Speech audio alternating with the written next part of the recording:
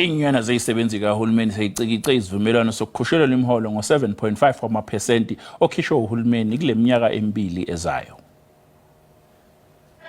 Izinyunyana zezisebenzi zikahulumeni zihlangane kokugcina emkhandlwini izolo ukuyohlahla indlela ebheke phambili mayelana nesivumelwano semiholo. Izinyunyana ezimele izisebenzi zikahulumeni ezingu-53.9% zibe ingxenye yalezi ingxoxo. Uhulumeni wabeka etafuleni amaphesenti angu-4.7 ekuhambeni kwesikhathi wawenyusa abangu-7%. If you make a direct translation, you will see on salary level 1, the total increase is not 7.5, it's 14.3%. Whilst at salary level 5, for example, in the midway, it's 8.3%, not 7.5. At its highest level, the highest earners that are at salary level 12 will get 6.7%.